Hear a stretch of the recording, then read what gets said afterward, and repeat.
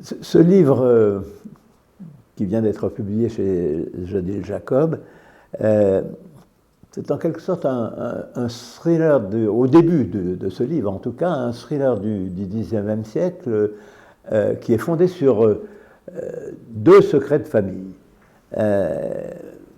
Deux secrets qui m'ont été brusquement révélés par un généalogiste. J'ai reçu une tonne de documents sur un certain monsieur Alcan, dont la fille avait épousé mon arrière-grand-père, Gaston Alfandéry. Alors ça a été pour moi une surprise parce que ce nom d'Alcan, je l'avais entendu dans la bouche de ma grand-mère, mais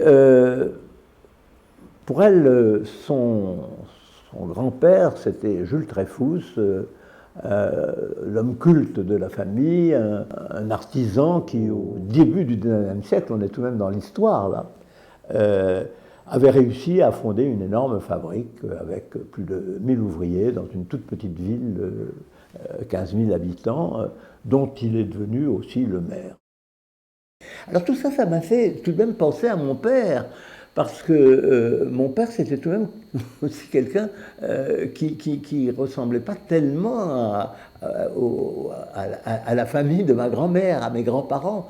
En fait, je l'ai peu connu parce qu'il a quitté ma mère quand j'avais 2 ans, et entre 2 ans et 13 ans, je ne l'ai jamais revu, et je ne sais pas encore aujourd'hui ce qu'il a fait de sa vie à ce moment-là. Et puis à 13 ans, ma mère m'a dit: est-ce que tu as envie de déjeuner avec ton père? Il a envie de te revoir. On a beaucoup parlé, et puis au bout de 2 ans, il me dit: écoute, voilà, nous ne déjeunerons plus ensemble parce que à partir de maintenant, je vais me mettre au service de la République espagnole. Et c'est comme ça que j'ai su qu'il allait faire la guerre d'Espagne.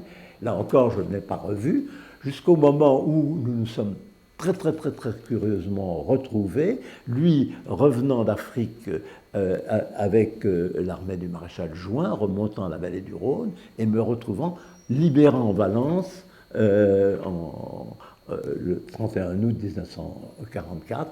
Il était commandant de la France libre, et curieusement, moi j'étais devenu lieutenant-colonel des forces françaises de l'intérieur. Ça avait été donc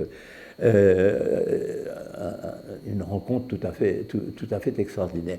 Alors, donc mon père, ce grand-oncle, cet arrière-arrière-grand-père, tout ça, c'était une hérédité qui n'était pas tout à fait la même que ma grand-mère, mon grand-père député, mon arrière-arrière-grand-père, grand industriel et député. Et cette double hérédité, ça a été un véritable choc psychologique pour moi. Je me suis mis à repenser à toute mon existence. Et à une existence qui a été tout de même extrêmement heurtée. Il m'est arrivé beaucoup de choses. Je pense qu'il y a un fil continu, il y a un fil rouge, mais chaque fois avec des épisodes de rupture, des épisodes souvent très destructeurs, mais en même temps très constructeurs. Et donc ce livre, à partir donc de ce choc psychologique et de ce secret de famille, en vient à raconter les différents moments où je romps avec mon passé pour en créer un autre.